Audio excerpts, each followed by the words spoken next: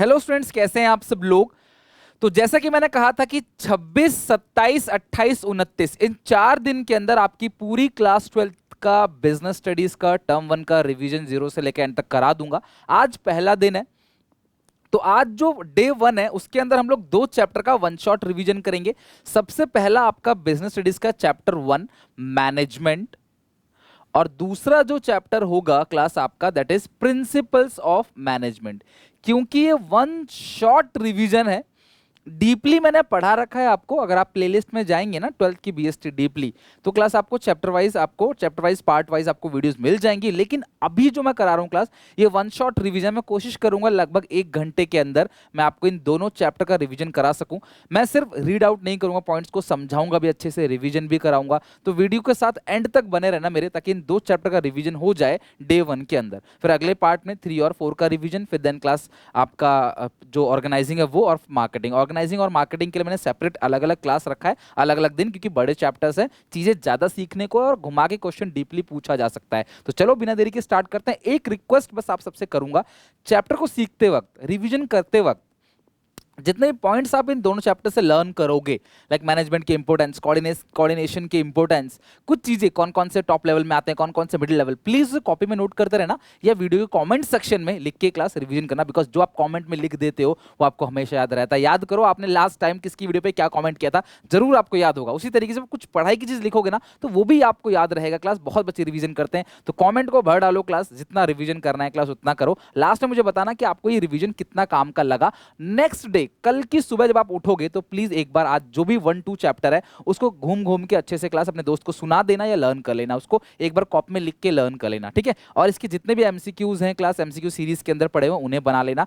पहला दिन है, थोड़ा सा गाइड कर रहा हूं क्लास। अब स्टार्ट करते हैं बिना देरी के। मैनेजमेंट होता क्या है, देखो मैनेजमेंट एक ऐसा आर्ट है। क्या है क्लास? आर्ट। अगर मैं बात करूं तो मैनेजमेंट क्या है क्लास? प्योर क्या है? प्योर तो आर्ट है। क्यों प्योर आर्ट क्यों है? क्योंकि आर्ट के जितने भी आपके फीचर्स हैं वो मैनेजमेंट के अंदर इंक्लूड है।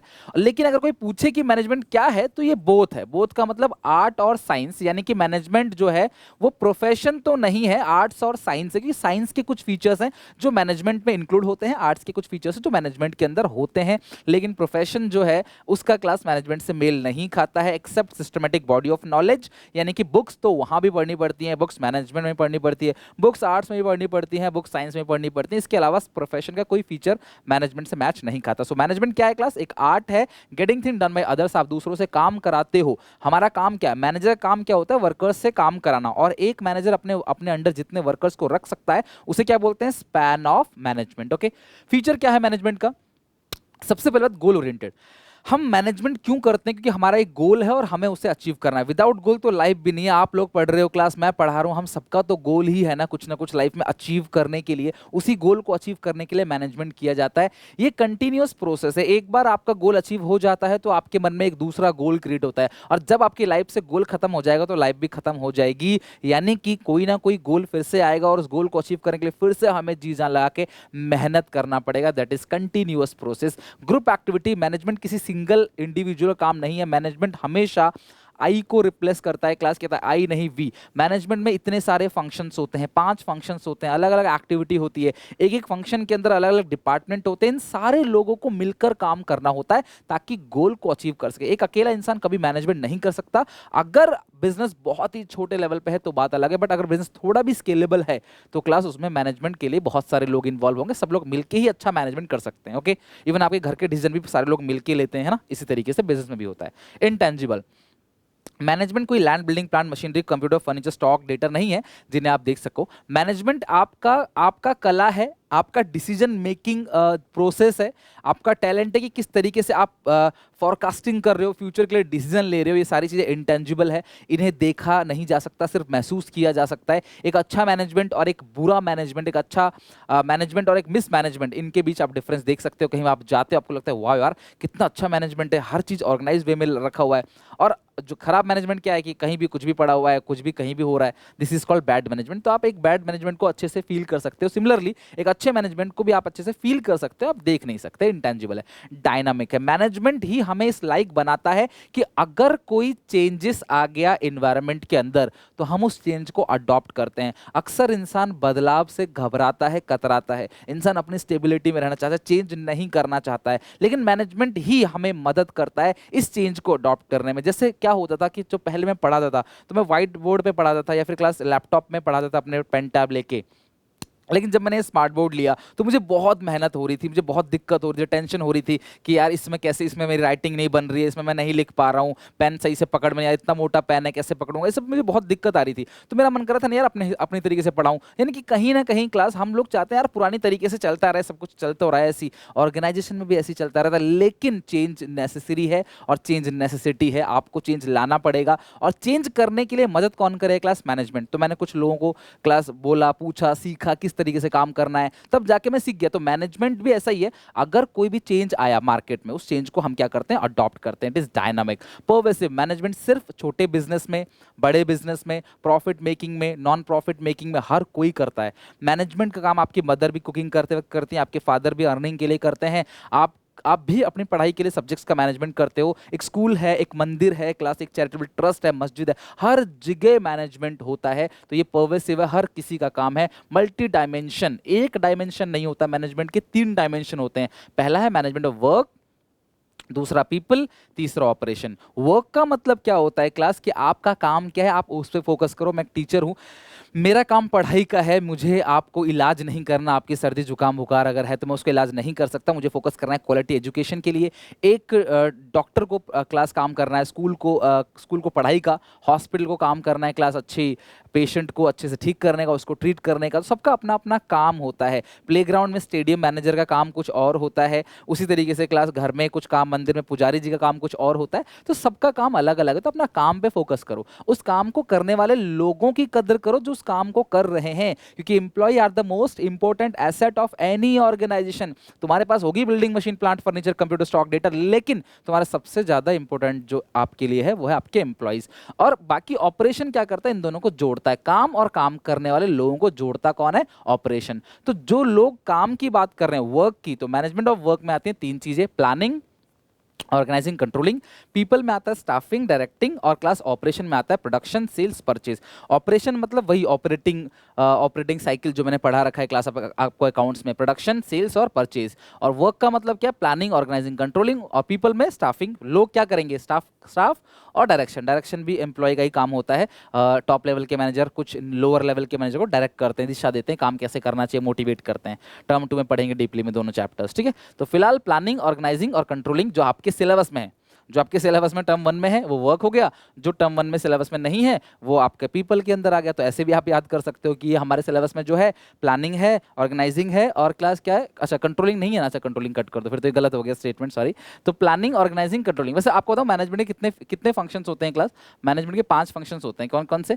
Planning, organising, staffing, directing, controlling. Clear है यहाँ तक? तो आप ऐसे ध्यान रखना, प्लानिंग, ऑर्गेनाइजिंग, ठीक है, पहले 2, और तीसरा ये तो क्लास हो गया आपका किसके? मैनेजमेंट ऑफ वर्क में। और जो स्टाफिंग और डायरेक्टिंग ये एम्प्लॉय से रिलेटेड है, इसीलिए क्लास है पीपल के अंदर आ गया। बाकी प्रोडक्शन, परचेज, सेल ये किसके अंदर क्लास आ गया? मैनेजमेंट ऑफ ऑपरेशन के अंदर, जो दोनों को जोड़ता है। किसी भी मैनेजमेंट के 3 ऑब्जेक्टिव है, मैं कुछ भी नहीं छोड़ूंगा बेटा, एंड तक रिवीजन कराऊंगा, मैं हार नहीं मानूंगा, एंड तक मेरी एनर्जी ऐसी रहेगी, 1 घंटे तक क्लास कंटिन्यू बोलते जाऊंगा। क्लास आपकी जो है स्टेमिना वो भी बने रहना चाहिए, यानी कि आप बीच में स्किप कर दो, एंड तक देखना, कॉपी में नोट करते जाना, अच्छे से समझ आएगा आपको। डोंट वरी, मैं हूं ना समझाने के लिए, टेंशन ना लो। मैनेजमेंट ऑफ के ऑब्जेक्टिव 3 है। तो मैनेजमेंट किसी सिंगल ऑब्जेक्टिव पे काम नहीं करता, मैनेजमेंट हमेशा 3 डिफरेंट टाइप ऑफ ऑब्जेक्टिव को लेके चलता है। जिसमें जो पहला ऑब्जेक्टिव है वो है क्लास आपका ऑर्गेनाइजेशन। हमें सबसे पहले अपनी ऑर्गेनाइजेशन के बारे में सोचना चाहिए, फिर हमें अपने समाज के बारे में भी सोचना चाहिए, और फिर हमें अपने बारे में सोचना चाहिए। बट हम उसका उल्टा करते हैं, हम सबसे पहले अपने बारे में सोचते हैं। लेकिन मैनेजमेंट का ऑब्जेक्टिव कहता है भैया सबसे पहले सर्वाइवल, प्रॉफिट, ग्रोथ। सर्वाइवल क्या होता है? टिक सके मार्केट में आके, बहुत कंपटीशन है भैया, हम आ रहे हैं नए, भैया लोग हमारा प्रोडक्ट क्यों लेंगे, ऑलरेडी इतने सारे प्रोडक्ट चल रहा है मार्केट में, हम नए, हमारे पास एक्सपीरियंस नहीं, हमारे पास ग्रोथ नहीं, हमारे पास पैसा नहीं, क्या ऐसा खास है जो हमसे लेंगे प्रोडक्ट। तो ये होता है सर्वाइवल स्टेज, टिक जाओगे बाहर निकल के फिक जाओगे मार्केट से। प्रॉफिट मतलब धीरे धीरे मुनाफा कमाने लगे आप, और प्रॉफिट कमाओगे तो ग्रोथ भी जरूरी है। आप ये ध्यान रखना, क्लास उसी इंसान की कदर है जो ग्रोथ कर जाता है, उसी इंसान की क्लास रेस्पेक्ट है जो ग्रोथ कर जाता है, जो तरक्की कर जाता है अपने आप ही लोगों को अच्छा लगने लग जाता है। जो ब्रांड तरक्की कर गया वो 1 लाख का फोन भी बेचेगा तो अच्छा लगेगा लोगों को। समझ रहे हो बात को? तो ग्रोथ नेसेसरी है भैया, लाइफ में ग्रोथ करोगे तभी तुम्हारी वैल्यू होगी। अगर आप ग्रोथ कर रहे हो तो समझ लो आप अच्छा हो, अगर आप ग्रोथ नहीं कर रहे तो आप अच्छे नहीं हो, सीधी सी बात है। ऐसा लोगों का सबका मानना है। हम सब भी जब किसी किसी वीडियोस को देखते हैं यूट्यूब पे, तो हम देखते हैं भाई किसके मिलियन ऑफ व्यूज हैं, किसके बहुत ज़्यादा व्यूज हैं, हम उसको सबसे पहले क्लिक करते हैं। कौन चाहता है उस वीडियो को क्लिक करना जिस पे बहुत कम व्यूज हैं? आप करते हो? आप नहीं, आप कुछ सर्च करते हो कुछ खाना बनाने का या कुछ डिज़ाइन का, कुछ काम करने का या कुछ भी पढ़ाई का भी, तो आप देखते हो सबसे ज़्यादा व्यूज किसके हैं, आप उस पर क्लिक करते हो। और रेयर ही ऐसा होता है कि आप किसी कम व्यूज वाले टीचर को क्लिक करो, ठीक है। तो इसीलिए कह रहा हूँ क्लास की ग्रोथ बहुत जरूरी है, और बिजनेस में ग्रोथ तभी आएगा जब प्रॉफिट होगा, सर्वाइवल, प्रॉफिट, ग्रोथ, ठीक है। ये 3 पॉइंट आप ध्यान रखना, एसपीजी। क्या? एसपीजी। नेक्स्ट है social. Social objective. Social objective क्या होता है क्लास? इसके समाज के रिगार्डिंग भी आपको कुछ काम करना पड़ेगा भैया, सिर्फ अपने बारे में नहीं सोचना है। लोगों को अच्छा सामान देना है क्लास, लोगों को एम्प्लॉयमेंट अपॉर्चुनिटी देनी है, इन्वायरमेंट फ्रेंडली मेथड यूज़ करना है, सोसाइटी में पार्टिसिपेट करो, लोगों की ज़रूरत है तो मुसीबत है मदद करो, डोनेशन दो, चैरिटी दो, अच्छे ethical code of conduct follow करो, कुछ भी गलत काम मत करो। जैसे मिठाई की दुकान वाला, उसको लग रहा है मिठाई खराब हो जाएंगी तो चलो मिलावट करके बेच देता हूँ, this is not ethical code of conduct. गलत काम मत करो, आप एथिकल कोड ऑफ कंडक्ट मत करो, आप जो रियल है आप वही चीज करो। ओके। पर्सनल ऑब्जेक्टिव, आपको खुद के बारे में सोचना चाहिए, अपने बारे में। मैनेजमेंट अपने बारे में भी सोचेगा, अपने बारे में, अपने एम्प्लॉय के बारे में कि यार सैलरी अच्छी मिलनी चाहिए लोगों को ताकि नीड पूरी हो सके। कम सैलरी दोगे तो यार कभी वर्कर अच्छे से काम नहीं कर पाएगा, अच्छी सैलरी दो, ठीक है, कंजूसी मत करो सैलरी देने में। रिकग्निशन एंड रेस्पेक्ट, वर्कर की रेस्पेक्ट करो यार, सैलरी के साथ साथ उसको रेस्पेक्ट भी चाहिए, आप वर्कर की रेस्पेक्ट करो, उसे एक उपाधि दो, ठीक है, उसे एक रेस्पेक्ट, उसे पोजीशन दो, और जहां वो काम कर रहा है क्लास उस वर्किंग कंडीशन को हेल्दी बनाओ, जहां वो काम कर रहा है वहां उसकी जान को कोई खतरा नहीं होना चाहिए, उसका भी परिवार है। ये चीजें क्लास आपको सोचनी चाहिए। ऑर्गेनाइजेशनल ऑब्जेक्टिव, सोशल और पर्सनल। अब आते हैं इंपोर्टेंस ऑफ मैनेजमेंट। इंपोर्टेंस का मतलब होता है बेनिफिट, किस तरीके से मैनेजमेंट हमें फायदा पहुंचाता है। जो फीचर में पढ़ा है ना उसी से रिलेटेड इंपोर्टेंस है, सिर्फ इसमें नहीं, हर एक चैप्टर में। फीचर मतलब क्या है कि यार ये फीचर है, जैसे किसी गाड़ी की क्या क्या फीचर है, किसी फोन की क्या क्या फीचर है, तो वो फीचर हो गया। अब उस फीचर से हमें कैसे फायदा पहुंचता है, वो फीचर हमारे लिए क्या फायदा है। गाड़ी में एयर बैग होते हैं तो भैया एयर बैग होते हैं गाड़ी में, ये फीचर है। अब एयर बैग से हमें कैसे फायदा पहुंचता है, वो क्लास आपका इंपोर्टेंस हो गया, ठीक है। सनरूफ होता है गाड़ी में, है ना, जिसमें कुछ लोग खड़े होकर ऐसे बाहें फैला के फोटो वोटो खिंचवाते हैं ना, देखते हो आप सोशल मीडिया पे, थोड़ा सा हाईलाइटेड होते हैं, तो भैया उसका वो है, तो वो उसका फीचर है। लेकिन उसका बेनिफिट क्या है, इसके अलावा भी बहुत सारे बेनिफिट्स हैं रियल में, ठीक है। तो इसके बेनिफिट्स, ओके। तो अचीविंग ऑर्गेनाइजेशन गोल, सबसे पहली बात यह है कि भैया अगर आप मैनेजमेंट कर रहे हो, सारी चीजें अच्छे से हो रही है। अच्छा, नॉर्मली मैनेजमेंट क्या है, आपको अपने दोस्तों को पार्टी आपने कभी ना कभी दी होगी बर्थडे पे, दोस्त वगैरह कहता है बर्थडे आ रहा है, बर्थडे आ रहा है, मतलब कि काटेंगे वो, है ना। तो इस सिचुएशन में क्या होता है, दोस्तों को आप पार्टी दो, पार्टी के लिए कुछ सोचते हो ना कि अच्छा यार ऐसे ऐसे करना है, ऐसे ऐसे करना है, वेन्यू यहाँ होगा, या ये पक्का दोस्त है इसको यहाँ देना है, ये कच्चा दोस्त है इसको यहाँ देना है, या फिर कोई किसी को क्या देना है वो आपको पता होगा। तो इस तरीके से आप एक मैनेजमेंट करते हो ना, पूरा का पूरा एक ब्यूरो बनाते हो, एक कॉपी में लिखते हो, चैट पूरा बनाते हो, पूरा का पूरा चार्ट बनाते हो, कुछ फंड्स भी इकट्ठा करते हो, कौन कौन क्या क्या काम करेगा, सारी चीज सोचते हो। This is called management. अगर आप ये नहीं सोचोगे, सीधे बर्थडे पे उठ गया, अभी दोस्त आगे पार्टी होगी, आज क्या होगा, क्या सेलिब्रेशन है, क्या होने वाला है, बंक करेंगे ट्यूशन स्कूल जो भी है, पहले से सोच के नहीं रखोगे तो लास्ट में क्या होगा, काम बिगड़ जाएगा। तो इसीलिए गोल है, गोल से आपका मैनेजमेंट। आई होप क्लास मैं आपको समझा पा रहा हूं, ठीक है। मेरी बात का किसी को बुरा लगे तो माफ करना। अचीविंग पर्सनल गोल, आपके रियल लाइफ एग्जांपल लेता हूं ताकि आपके दिमाग में छू जाए वो चीज़, ठीक है। तो सबसे पहली बात भैया, गोल ऑर्गेनाइजेशन का अचीव होगा, पर्सनल ऑब्जेक्टिव से आपका पर्सनल, सोशल ऑब्जेक्टिव से आपका सोशल जो ऑब्जेक्टिव सोशल गोल है वो अचीव होगा। डायनामिक ऑर्गेनाइजेशन होगा, मतलब हम चेंज को एक्सेप्ट कर सकते हैं, अगर हमें कोई गाइड करे, हमें कोई सिखाए तो हम चेंज को एक्सेप्ट कर सकते हैं। इंक्रीज कोऑर्डिनेशन, तालमेल जो है वो बढ़ेगा क्लास, और डेवलपमेंट होगा सोसाइटी का, क्योंकि सोशल ऑब्जेक्टिव जो है वो सोसाइटी के डेवलपमेंट की बात करता है। मुकेश अंबानी क्लास इंडिया के बिजनेसमैन है तो उन्हें इंडिया के लिए कुछ करना चाहिए। इवन रतन टाटा और भी जो बड़े बड़े बिजनेसमैन हैं वो इंडिया के हैं क्लास, अदानी ऑफ कोर्स, तो उन्हें भी इंडिया में कुछ ना कुछ समाज के भले के लिए काम करना चाहिए, उनको अपना देश के लिए जरूर काम करना चाहिए। This is called social objective, इससे सोसाइटी का डेवलपमेंट होगा। अगर हम नेचर की बात करें तो हम पढ़ेंगे आर्ट, साइंस और profession.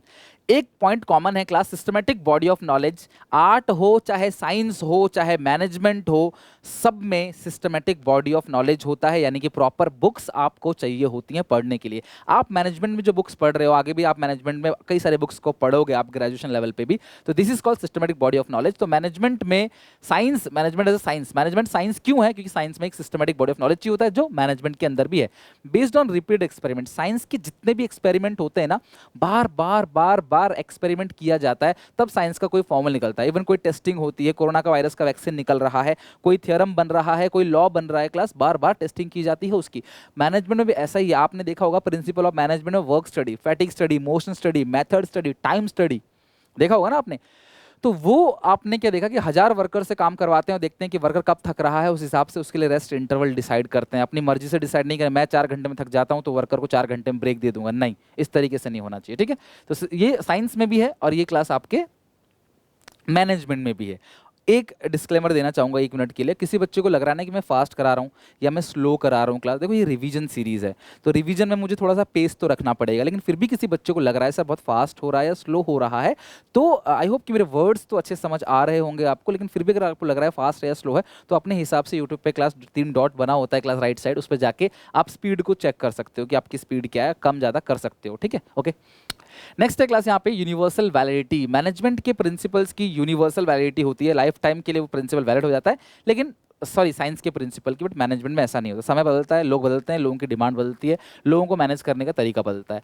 As an art, art के 3 फीचर है class, systematic body of knowledge यानी बुक्स चाहिए होती है, मैनेजमेंट में भी बुक्स चाहिए होती है, पर्सनलाइज एप्लीकेशन यानी कि आपको अपना खुद का दिमाग लगाना पड़ता है।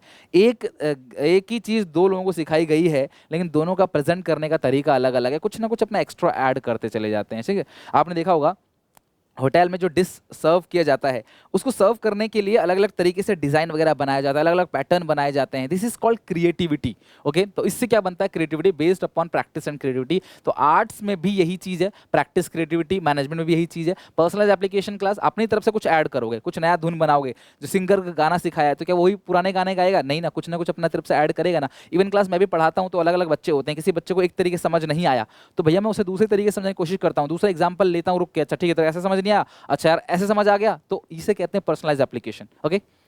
Management as a profession, profession का मतलब क्या है क्लास? डॉक्टर्स, इंजीनियर्स, ठीक है, ये जो अपने काम में माहिर हैं, जिसके लिए प्रॉपर डिग्री चाहिए, जिसमें एंट्री रेस्ट्रिक्टेड है। मैनेजमेंट में ऐसा नहीं है, बुक्स तो वहां भी चाहिए, मैनेजमेंट भी चाहिए, बट एंट्री प्रोफेशन में रेस्ट्रिक्टेड है। आप कितने ही अच्छा इलाज क्यों ना करते हो, आप डॉक्टर नहीं बन सकते जब तक कि आप एमबीबीएस की डिग्री या डॉक्टर की डिग्री नहीं लेते। आप कितना ही अच्छा अकाउंटेंट क्यों ना हो, लेकिन जब तक सीए के एग्जाम पास नहीं करोगे, आप चार्टर्ड अकाउंटेंट नहीं कहलाओगे, आपको ऑडिट करने का राइट नहीं मिलेगा। इनका मोटो सर्विस करना, सेवा करना, लेकिन भाई मैनेजमेंट में क्या होता है? Profit making. Presence of professional association, आप किसी ना किसी प्रोफेशनल एसोसिएशन से जुड़ोगे, जैसे बार काउंसिल से जुड़ोगे एडवोकेट बनने के लिए, बार काउंसिल ऑफ इंडिया से, और आप जुड़ोगे इंडियन मेडिकल एसोसिएशन से अगर आप बनना चाहते हो डॉक्टर्स, और सीए बनने के लिए आईसीएआई से जुड़ोगे, सीएस बनने के लिए आईसीएसआई से जुड़ोगे। लेकिन मैनेजमेंट में ऐसा कोई प्रोफेशनल एसोसिएशन नहीं है, ये प्रोफेशनल एसोसिएशन जो है प्रोफेशनल के अंदर होता है, जो कि मैनेजमेंट में नहीं होता। तो इस तरीके से क्लास की इनकी कोई फीचर मैच नहीं करता सिस्टमेटिक बॉडी ऑफ नॉलेज को छोड़कर मैनेजमेंट से, इसीलिए मैनेजमेंट आर्ट साइंस बोथ है। और प्योर बोले तो प्योर क्या है? आर्ट, क्योंकि आर्ट के सारे फीचर जो है इसके अंदर इंक्लूड है। मैनेजमेंट की हम बात करते हैं तो मैनेजमेंट में 3 तरह के लेवल होते हैं, जो सबसे ऊपर टॉप लेवल, जिनका मेन काम होता है दिमाग का, ये इनका काम सोचना है, प्लान बनाना, पॉलिसी बनाना इनका काम है। तो यार आप खुद सोचना कि इनके फंक्शंस क्या क्या होते हैं। सीईओ, सीएफओ, ठीक है, और president, vice president, chief operating officer, chief finance officer, ठीक है, ये सारे लोग जो होते हैं, general manager, board of director, ये सब टॉप लेवल के मैनेजर्स होते हैं। और इनका मेन काम क्या होता है? ऑर्गेनाइजेशन गोल डिसाइड करना, मिडिल लेवल के लिए प्लान डिसाइड करना, इनका काम होता है क्लास प्लान पॉलिसी बनाना, इनका काम होता है फंड्स अरेंज करना, इनका काम होता है सरकार से कनेक्शन बना के चलना, सरकार से इनका कनेक्शन होता है, आउटसाइड द वर्ल्ड से भी कनेक्शन होता है क्लास, इंडिया से बाहर कंट्री से भी कनेक्शन होता है। तो they are owner of the business, वो टॉप लेवल है। तो इनका काम समझ आ गया आपको, टॉप लेवल क्या क्या काम करते समझ आ गया आपको। मिडिल लेवल की बात करें तो जो बीच के होते हैं क्लास, जो एक लिंकेज क्रिएट करते हैं टॉप और मिडिल में, तो ये लोग इनका काम डिसाइड करेंगे, ये लोग इनका काम डिसाइड करेंगे। ऊपर से आया हुआ जो भी प्लान पॉलिसी वर्क है वो ये नीचे लेवल पे भेज देंगे, और नीचे से कोई अगर क्लास प्रॉब्लम आई है, ग्रीवेंसेस आया है, तो ये ऊपर को भेज देंगे। मतलब ये एक तरीके से मिडिल लेवल मैनेजमेंट एक लिंक क्रिएट करता है टॉप और लोअर लेवल में। इनका मेन काम है रिक्रूटमेंट का, इनका मेन काम है मोटिवेशन देने का एम्प्लॉइज को, और इनका क्लास मेन काम है ऊपर से नीचे, नीचे से ऊपर चीजों को भेजना। जितने भी डिपार्टमेंटल हेड मिलते हैं आपको, purchase department head, HR department head, sales department head, marketing department head, जो भी डिपार्टमेंटल हेड है, एक डिपार्टमेंट का हेड जो है वो मिडिल लेवल मैनेजर कहलाता है। इवन क्लास आप ध्यान रखना कि जो प्लांट सुपरिटेंडेंट है वो भी मिडिल लेवल मैनेजर है, लेकिन खाली सुपरिटेंडेंट अगर है तो वो लोअर लेवल मैनेजर है। लोअर लेवल मैनेजमेंट को ऑपरेशनल लेवल मैनेजमेंट भी कहते हैं, सुपरवाइजरी लेवल भी कहते हैं। इसके अंदर सुपरवाइजर आते हैं और इनके नीचे रहते हैं वर्कर। तो यानी ये लोग सीधा किससे कम्युनिकेट करते हैं? वर्कर से। तो इनका काम क्या होगा? जो प्लान पॉलिसी ऊपर से आई है उसको वर्कर तक पहुंचाना, मिडिल से जो आया है। मिडिल लेवल रिक्रूटमेंट करेंगे तो रिक्रूटमेंट में लोअर लेवल वाले उनकी मदद करते हैं कई बार ट्रांसफर प्रमोशन के केस में। या फिर क्लास ये लोग क्या करते हैं? वर्कर को मोटिवेट करते हैं, वर्कर की लिविंग कंडीशन को देखते हैं, वर्कर जहां रह रहे हैं लिविंग कंडीशन वर्कर की अच्छी है कि नहीं, कोई शिकायत आई है तो वो क्लास लोअर लेवल से कलेक्ट करके ऊपर तक पहुंचाते हैं। तो ये डायरेक्टली किससे कनेक्ट करते हैं? क्लास वर्कर से। ध्यान रखना क्लास, ये एकदम लाइन से शुरू होता है, बेस लाइन से शुरू हो रहा है lower level. First line manager आप इसे कह सकते हैं। ध्यान रखना क्लास, क्या कहते हैं? First line manager. और यहां पे वर्कर से कनेक्ट, ये सुपरिटेंडेंट, इसके अंदर आते हैं क्लर्क, सुपरिटेंडेंट, सुपरवाइजर आते हैं इसके अंदर। कौन? सुपरवाइजर। अगर आप किसी कंपनी के सुपरवाइजर हो तो यानी कि आप लोअर लेवल मैनेजमेंट में काम करते हो। अच्छा, एक बात और ध्यान रखना आप, क्या कि क्वेश्चन डायरेक्टली नहीं पूछेगा, डायरेक्टली पूछेगा आपके ग्रैंडफादर वर्क करते हैं, आपके फादर वर्क करते हैं इस कंपनी में इस पोजीशन पे, या फिर उनका काम ये है तो उनका कौन सा लेवल है, या वो इस लेवल पे हैं तो वो क्या क्या काम करते होंगे। इस तरीके से आपको ऑप्शंस पूछे जा सकते हैं। तो लेवल ऑफ मैनेजमेंट अच्छे से लर्न कर लें, इट्स वेरी इंपॉर्टेंट। मैनेजमेंट के 5 फंक्शंस हैं: planning, organising, staffing, directing, controlling. Planning के अंदर हम प्लान करते हैं कि यार हमारा गोल क्या है, एडवांस में सोच लेते हैं क्या करना है, कैसे करना है, कौन करेगा इस काम को। ऑर्गेनाइजिंग का मतलब हर चीज अरेंज करना। हमने प्लान तो बना लिया, अब कितने रिसोर्सेज चाहिए, मुझे सेल्स बढ़ानी है, दिस इज प्लानिंग। सेल बढ़ाने के लिए प्रोडक्शन भी तो बढ़ाना पड़ेगा, रॉ मटेरियल ज़्यादा खरीदना पड़ेगा, मशीन ज़्यादा खरीदनी पड़ेगी, लेबर को ज़्यादा पैसे देना पड़ेगा, नए नए लेबर हायर करने पड़ेंगे। This is called organisation. अब हायर करेंगे वर्कर को, उनको ट्रेनिंग देंगे, ये सब काम आ गया स्टाफिंग। उनको दिशा देंगे कैसे काम करना है, उनको मोटिवेट करेंगे, कम्युनिकेशन बनाएंगे उनके बीच, लीडरशिप डेवलप करेंगे। This is called directing. और कंट्रोलिंग के अंदर क्या करेंगे? कंपेयर करेंगे, सोचा क्या था, हुआ क्या, कोई डिफरेंस तो नहीं आया, सोचा था 10% सेल बढ़ाने का, सेल बढ़ाया 8%, डिफरेंस क्यों आया 2% का, क्या रीजन था, ठीक करेंगे ताकि अगली बार वो डिफरेंस ना आए। This is called controlling. These are the 5 functions of management. Next, सबसे इंपॉर्टेंट है क्लास कोऑर्डिनेशन की इंपॉर्टेंस। तो आपको ये बहुत अच्छे से ध्यान रखना कि कोऑर्डिनेशन की इंपॉर्टेंस क्या है। तो कोऑर्डिनेशन है क्या? कोऑर्डिनेशन एक ऐसी चीज है जिसके बिना मैनेजमेंट क्या कुछ भी नहीं हो सकता। आप और मेरे बीच भी कोऑर्डिनेशन होगा तभी आप मेरी बात समझ पाओगे और आपकी प्रॉब्लम, आपके डाउट्स को मैं समझ पाऊंगा। घर में भी कोऑर्डिनेशन चाहिए, आपके स्कूल में भी चाहिए, आपके क्लास मंदिर में भी चाहिए, क्लास हर जगह। ऐसा कोई ट्रांसपोर्टेशन कर, रास्ते में चलते हुए ट्रैफिक लाइट से लेकर क्लास आपके घर तक, हर जगह क्लास क्या चाहिए? कोऑर्डिनेशन, तालमेल होना बहुत जरूरी है। मैं और आप, हमारे बीच में कोऑर्डिनेशन होना चाहिए। मैं आपको जो चीज जिस सेंस में बोल रहा हूं आप उसको उसी सेंस में समझो, मैं आपकी भावनाओं को समझ सकूं, आप मेरी भावनाओं को समझ सको। This is called coordination. अच्छा, तालमेल होना बहुत जरूरी है, सिर्फ अपने बारे में नहीं सोचना है। ऑर्गेनाइजेशन बनता है बहुत सारे लेवल ऑफ लोगों से मिलकर। ऑर्गेनाइजेशन बनता है क्लास, एक एक अलग अलग कैटेगरी से लोग आते हैं क्लास, अलग अलग एरिया से आ रहे हैं, अलग अलग लेवल की सैलरी ले लें, अलग अलग लेवल के नॉलेज, अलग अलग लेवल का एक्सपर्टाइज है, लेकिन वो सबके सब काम एक ही जगह कर रहे हैं क्लास, एक ही ऑर्गेनाइजेशन में, और उन सबका गोल भी एक ही है। तो सबको एक ही साथ काम करना पड़ेगा, सबको एक दूसरे को समझना पड़ेगा, तभी ऑर्गेनाइजेशन तरक्की कर सकता है। अगर कोऑर्डिनेशन नहीं हुआ तो क्योस होगा, कंफ्यूजन होगा, लड़ाई झगड़े होंगे और ऑर्गेनाइजेशन कभी भी अपने गोल को टाइम पे अचीव नहीं कर पाएगा। तो कोऑर्डिनेशन इज द इंटीग्रेशन, जोड़ता है effort of the group of members so as to provide unity of action to achieve organisation goal. तो ऑर्गेनाइजेशन के गोल को अचीव करने के लिए ये यूनिटी ऑफ एक्शन क्रिएट करता है ताकि सबको एक ही दिशा में चले और ऑर्गेनाइजेशन गोल अचीव हो सके। इंपॉर्टेंस ऑफ कोऑर्डिनेशन, कोऑर्डिनेशन की इंपॉर्टेंस क्या है? सबसे पहला बेनिफिट क्या है? Growth in size. जितना बड़ा ऑर्गेनाइजेशन होगा उतनी ही ज़्यादा कोऑर्डिनेशन की जरूरत पड़ेगी। अगर मेरी क्लास में 10 बच्चे पढ़ रहे हैं तो शायद मुझे बहुत ज़्यादा कोऑर्डिनेट करने की जरूरत ना पड़े, लेकिन अगर 100 बच्चे पढ़ रहे हैं तो मुझे हर एक बच्चे से कोऑर्डिनेट करना पड़ेगा, हर एक बच्चे का से बात करना पड़ेगा, उनके डाउट्स को लेना पड़ेगा। कहने का मतलब क्या, जितना ऑर्गेनाइजेशन बड़ा होगा वर्कर्स पे उतना ज़्यादा ध्यान रखना पड़ेगा, कोऑर्डिनेशन की जो जिम्मेदारी है, रोल है, वो उतना ही बढ़ जाता है। फंक्शनल डिफरेंशिएशन, हर कंपनी में अलग अलग काम करने वाले लोग रहते हैं, सबका काम अलग अलग है बट सबका गोल एक ही है, और इस गोल को अचीव करने के लिए ऑर्गेनाइजेशन में काम होता है। तो कम से कम प्रोडक्शन का काम अलग है, सेल का काम अलग है, लेकिन प्रोडक्शन अच्छा नहीं हुआ तो सेल वाला क्या कर लेगा, या प्रोडक्शन ने अच्छे से किया, सेल वाले ने सेल अच्छे से नहीं किया, मार्केटिंग वाले ने मार्केटिंग अच्छे से नहीं किया, प्रोडक्शन वाले ने परचेज अच्छे से नहीं किया, परचेज डिपार्टमेंट की लड़ाई हो गई है प्रोडक्शन डिपार्टमेंट से, काम कैसे चलेगा। तो भैया फंक्शनल डिफरेंशिएशन होता है, अलग अलग फंक्शन लोग कर रहे होते हैं, इसीलिए कोऑर्डिनेशन जो है वहां पे एसेंस हो जाता है। अगला है स्पेशलाइजेशन। ऑर्गेनाइजेशन के अंदर बहुत सारे एक्सपर्ट होते हैं, स्पेशलाइज पर्सन होते हैं, तो उनको लगता है we are the expert and we know everything, we are taking right decision only, but not true. इस तरीके से ऑर्गेनाइजेशन में लड़ाई झगड़ा होगा, क्योस कंफ्यूजन होगा। तो अगर एक्सपर्ट एक से ज़्यादा है तो कोऑर्डिनेशन मदद करता है कि सब एक्सपर्ट्स के बीच में मेलजोल रहे, कोऑर्डिनेशन रहे, लड़ाई झगड़ा बिल्कुल भी ना हो। तो ये 3 क्लास इंपॉर्टेंस कोऑर्डिनेशन के, प्लीज भूलना मत, इट्स रियली वेरी इंपॉर्टेंट। एक क्वेश्चन पूछ लिया था कि मैनेजर इफेक्टिव है या एफिशिएंट है या दोनों है। तो सबसे पहली बात, मैनेजर दोनों होना चाहिए, इफेक्टिव भी और एफिशिएंट भी। तो यहाँ पे इफेक्टिव में सबसे पहले टी आ गया। सो टी फॉर क्या होता है, टाइम, काम को समय पे पूरा करना, दैट इज कॉल्ड इफेक्टिवनेस। और काम को लो कॉस्ट, यहाँ पे टी नहीं है, ये लास्ट में भी आ जाए एफिशिएंट, तो यहाँ पे लो कॉस्ट में काम पूरा करना। अगर मैं समय पे काम पूरा कर रहा हूँ बट मेरी कॉस्ट ज्यादा है, तो इसका मतलब क्या है, मैं इफेक्टिव हूँ बट मैं एफिशिएंट नहीं हूँ। लेकिन मैं लो कॉस्ट में काम कर रहा हूँ, टाइम ज्यादा ले रहा हूँ, तो मैं एफिशिएंट हूँ बट इफेक्टिव नहीं हूँ। मैं टाइम को कम कॉस्ट में काम कर रहा हूँ और समय के अंदर दे रहा हूं काम करके, तो इसका मतलब मैं बोथ हूं एफिशिएंट एंड इफेक्टिवनेस। तो आई होप कि आप यहां तक सारी चीजों को समझ गए कि किस तरीके से क्लास आपको यहां पे करना है, ठीक है। Next, dear students, I hope आप सब अपनी प्रिपरेशन बहुत अच्छे से कर रहे हो और अनअकैडमी आपकी इस प्रिपरेशन को बूस्टअप करने के लिए आपके सारे डाउट को सॉल्व करने आया है।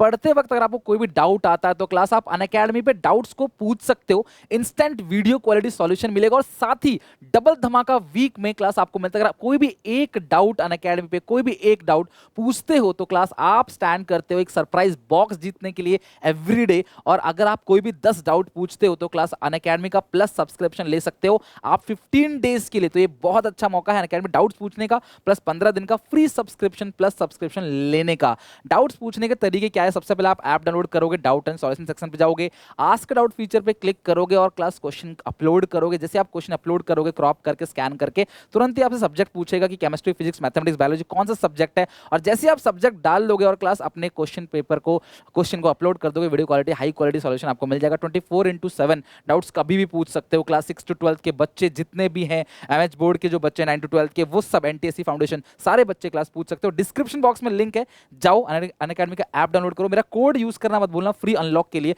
अगर आप फ्री अनलॉक करना चाहते हो, फ्री में 1 रुपया लगेगा, SP810 मेरा कोड यूज करना, डाउट्स पूछना, एक डाउट पूछ के देखना गिफ्ट मिलता है कि नहीं, और आगे आपको क्लास 15 डाउट पे आपको मिल जाएगा फ्री सब्सक्रिप्शन 15 डेज का, 10 डाउट्स पूछते हो तो। ओके, जाओ चेक करो। Second chapter is principles of management. पहला चैप्टर तो हमारा हो गया, अब आते हैं दूसरे चैप्टर पे। अब भैया मैनेजमेंट तो हम लोगों ने समझ लिया कि भाई मैनेजमेंट क्या है। अब बात करेंगे मैनेजमेंट के प्रिंसिपल्स पे। वो कौन से सिद्धांत हैं जो मैनेजमेंट को क्लास बनाता है, यानी कि मैनेजमेंट प्रिंसिपल। देखो होता क्या है, जब बहुत सारे एक्सपर्ट लोग जो है वो कंटिन्यू मैनेजमेंट कर रहे होते हैं और जिन्होंने अपनी ऑर्गेनाइजेशन को बहुत अच्छे लेवल पे पहुंचाया है, जिन्होंने अपनी ऑर्गेनाइजेशन को बहुत अच्छे लेवल पे लेके गए हैं लोग, वो लोग क्लास अपने एक्सपीरियंस को शेयर करते हैं और वही एक्सपीरियंस जब अलग अलग लोग करके उससे भी फायदा पहुंचाते हैं तो अल्टीमेटली वो क्या बन जाता है, एक प्रिंसिपल बन जाता है, एक सिद्धांत बन जाता है। क्या है मैनेजमेंट प्रिंसिपल? एक फंडामेंटल ट्रुथ है, यानी कि ये फंडामेंटली सही है भैया, तुमको भेदभाव नहीं करना चाहिए। तुम्हें वर्कर के साथ भेदभाव नहीं करना है कि भाई मेरे गांव का है, मेरे देश का है, मेरे कौम का है, मेरे रिलीजन का है, मेरा भाई है, इस तरीके से नहीं करना है। मेल फीमेल जेंडर के बेसिस पे या रीजन के बेसिस पे कभी आपको भेदभाव नहीं करना चाहिए। फंडामेंटल ट्रुथ, हमें भेदभाव नहीं करना चाहिए किसी के साथ भी, सब बराबर हैं, सबको इक्वल राइट्स है, भले वो अमीर है गरीब है। Which helps the managers to take actions and decision. तो यानी कि ये प्रिंसिपल्स तुम्हें रियल लाइफ में बहुत काम देंगे। मैं चैप्टर हटा दूं अगर, तो तुम रियल लाइफ में बहुत कुछ सीखने को मिल रहा है यार, कि ये ऐसे प्रिंसिपल्स हैं जो तुम अपनी छोटी दुकान हो, अपने घर वालों का कोई बिजनेस हो, या खुद कल को बिजनेस करना चाहोगे, एक मैनेजर बनोगे, इंटरव्यू में आप आंसर दोगे ना, तो एकदम जो है डायमंड की तरह क्लास निखरेगा आपका टैलेंट। तो यानी कि एक फंडामेंटल ट्रुथ है जो आपको एक्शंस और डिसीजन लेने में मदद करेंगे। जितने भी सिद्धांत बनाए गए हैं ना क्लास, बहुत सोच समझ के बनाए गए हैं, और अगर आप इनका यूज करोगे तो आपको फायदा हो सकता है। सही समय पे सही यूज करना आपको आना चाहिए, बस किस समय पे क्या यूज करें। फीचर की बात करें तो ये जनरल गाइडलाइंस है, यानी कि मैनेजमेंट प्रिंसिपल्स कोई ऐसी चीज नहीं है जो क्लास आपको बता दिया और आपने लगा दिया, आपको सक्सेसफुल हो गया। दवाई का पता रहता है डॉक्टर को कि यार पेशेंट को दवाई देनी है, लेकिन किस क्रिटिकल सिचुएशन में कितनी दवाई देनी है क्लास, ये आपने देखते हैं ना कई बार क्या होता है, हम दवाई लेके आते हैं, जुकाम की दवाई, खांसी की दवाई ले आते हैं और रख लेते हैं घर पे, और फिर फ्यूचर में अगर हमें खांसी जुकाम हो गया उसी को यूज़ करने लग जाते हैं, फिर भी हमारा ठीक नहीं होता है, कई बार हो भी जाता है। तो यार दवाई तो हमें पता है यार इस दवाई में ये चीज़ चाहिए, ये सिरप चाहिए, लेकिन कितना यूज़ करें, किस मात्रा में यूज़ करें, किस टाइप की बीमारी, ये सारी चीज़ें अलग अलग होती हैं। तो ये सिर्फ एक गाइडलाइन है, आप इनडायरेक्टली इसको सीधा हर जगह अप्लाई नहीं कर सकते, सिचुएशन टू सिचुएशन डिफरेंट करेगा, इट इज़ फ्लेक्सिबल। यानी कि क्लास आप इसे अपने हिसाब से मॉडिफाई कर सकते हो, इन प्रिंसिपल में आप अपने हिसाब से चेंजेस भी कर सकते हो। Form by practice and experiment, management के जितने भी प्रिंसिपल्स हैं ना, वो प्रैक्टिस और एक्सपेरिमेंट से बनते हैं। आप बार बार प्रैक्टिस करते हो, एक्सपेरिमेंट करते हो, तब जाके कहीं ये प्रिंसिपल्स आपको बनते हैं। Form by practice and experiment, जितने भी प्रिंसिपल सिद्धांत अभी मैं बताऊंगा आपको, वो सारे के सारे प्रैक्टिस से बने हैं। यूनिवर्सल एप्लीकेशन है, परवेसिव है, कहीं भी अप्लाई कर सकते हो, छोटी कंपनी, बड़ी company, profit making, non profit making, और जितने भी प्रिंसिपल्स है ना वो साइंस को देखकर बनाया गया है। तो ये कॉज एंड इफेक्ट रिलेशनशिप को शो करते हैं। बेटा कॉज एंड इफेक्ट ना साइंस के साथ जुड़ा होता है हमेशा। कॉज का मतलब क्या है कि आप इस प्रिंसिपल को क्यों लगा रहे हो और इसका इफेक्ट क्या होगा। कॉज जैसे अब जैसे मान लो कि क्या होता है, सूर्य ग्रहण और चंद्र ग्रहण लगता है तो हम सब लोग हिंदू लोग पूजा करने लगते हैं क्लास, जो ब्राह्मण होते हैं बताते हैं कि भाई आज का ये टाइम है, इस टाइम में नहीं खाना चाहिए, या इस टाइम जो भी चीज़ें हैं क्लास, जो हमारे रिचुअल्स हम फॉलो करते हैं। लेकिन साइंस क्या कहता है इस चीज़ को, साइंस इस चीज़ को कोई ऐसा नहीं, उसमें चंद्र पे ग्रहण आ गया, सूरज को ग्रहण लग गया, लेकिन साइंस क्या कहता है, नहीं ये इसलिए है और ये इसलिए। तो सोलर इक्लिप्स और जो लूनार इक्लिप्स है वो किस लिए है, उसका कॉज क्या है, क्यों ऐसा होता है और उसका इफेक्ट क्या पड़ेगा, वो साइंस आपको अपने हिसाब से बताता है। और कई बार साइंस और जो हमारे रिचुअल्स हैं ये कहीं ना कहीं मैच कर जाती हैं क्लास, कई बार मैच कर जाती हैं। तो साइंस हमेशा बताएगा इसका कारण क्या है और इसका इफेक्ट क्या होगा। अगर हम इस दवाई को देंगे या इस केमिकल रिएक्शन को करेंगे तो क्यों चेंज होगा, और चेंज होगा तो वो क्या चेंज होगा। तो इस तरीके से क्लास ये फीचर्स है मैनेजमेंट के प्रिंसिपल्स के। इंपोर्टेंस, तो मैंने आपको याद होगा जिन बच्चों ने मुझसे डीपली पढ़ा भी है उनको एक स्टेटमेंट लिखवाया था मैंने इस चैप्टर में, अगर उनको याद हो तो मैंने कहा था आप इसको एक 5 पॉइंट ना लेके आप इसको क्लास एक सीधे एक डेफिनेशन लेके चलो। Management principles are those scientific decision which provide guidelines to the manager so that they can fulfil social responsibility, optimum utilisation of resources and meeting changes in the environment. Management principles वो scientific decision है, बेटा scientific decision है, randomly नहीं लिया गया है, बार बार experiment करके लिया गया है इस चीज को। साइंटिफिक डिसीजन जो क्या देता है, गाइडलाइंस देता है। किसको गाइडलाइन देता है क्लास, मैनेजर्स को। मैनेजर को गाइडलाइन देता है, बताता है, समझाता है, ताकि मैनेजर अपनी सोशल रिस्पॉन्सिबिलिटी को पूरा कर सके। भैया हर किसी इंसान की समाज के लिए कुछ रिस्पॉन्सिबिलिटी होती है, आपकी भी है, आपके अपने पेरेंट्स के लिए भी रिस्पॉन्सिबिलिटी है, खुद के लिए भी आपकी कुछ जिम्मेदारियां हैं और आपके समाज के लिए भी। उसी तरीके से क्लास यहाँ पे जितने भी मैनेजमेंट प्रिंसिपल्स हैं वो हमें मदद करता है ताकि हम समाज के टूवर्ड्स हमारी जो रिस्पॉन्सिबिलिटी है हम उसे पूरा कर सके। हम ऐसा कोई सामान ना बनाए जो हमारे लिए, हमारे समाज के लिए अच्छा ना हो। ठीक है, ऑप्टिमम यूटिलाइजेशन ऑफ रिसोर्सेज, हम रिसोर्सेज का अच्छे से यूटिलाइज करेंगे। और कोई भी अगर बदलाव आता है, देखो optimum utilisation of resources is must, चाहे कुछ भी हो आप रिसोर्सेज का सही से इस्तेमाल करो, रिसोर्सेज को आप वेस्ट ना करो। रिसोर्सेज आर लिमिटेड, भले ही तुम्हारे पास पैसा है, तुम अमीर हो, लेकिन तुम बेमतलब में पेट्रोल को वेस्ट मत करो, बेमतलब में इलेक्ट्रिसिटी को वेस्ट मत करो, क्योंकि इससे पॉल्यूशन होता है, इससे क्लास पूरी इन्वायरमेंट खराब होगी, पूरे वर्ल्ड की इन्वायरमेंट फर्क पड़ेगा, बाद में आप ही को नुकसान होगा। तो ये 5 point, management principles are those scientific decision which provide guideline to the manager so that they can fulfill social responsibility, optimum utilization of resources and meeting changes in the environment। फटाफट जाओ कमेंट सेक्शन में ये पूरा का पूरा class एक paragraph लिख के दिखाओ, देखना आपको पॉइंट सब अच्छे से लर्न हो जाएगा। ठीक है, अब बात करते हैं साहब हेनरी फेयोल की। हेनरी फेयोल, इन्होंने 14 प्रिंसिपल डेवलप किए और अगर आप इन प्रिंसिपल को फॉलो करोगे सही समय पे तो आप कहीं ना कहीं सक्सेसफुल हो सकते हो, आपकी चीजें आसान हो सकती हैं, आपकी प्रॉब्लम का समाधान निकल सकता है। लेकिन सही जगह पे प्रिंसिपल सबको पता है, लेकिन यूज कहाँ करना है ये आपका टैलेंट होगा, तभी तो ये मैनेजमेंट है, आर्ट है। Henry Fayol French mining engineer है, क्लास 29 जुलाई 1841 में उनका जन्म हुआ टर्की इस्तांबुल में। ये सिर्फ नॉलेज के लिए, इनकी डेट ऑफ बर्थ याद नहीं करनी आपको। इन्होंने फेमस बुक जो लिखी थी वो जरूर याद करना है, फटाफट कमेंट में लिखो क्लास, उन्होंने जो फेमस बुक लिखी थी उसका नाम क्या है, Henry Fayol classic general and industrial management. कोई भी इंसान अपने एक्सपीरियंस को लोगों तक पहुंचाना चाहता है तो क्लास वो बुक के थ्रू पहुंचा सकता है। इन्होंने भी बुक लिखी, सारी चीज़ें बताई, क्या करना है क्या नहीं करना, मैंने ऐसे एक सिचुएशन में क्या किया।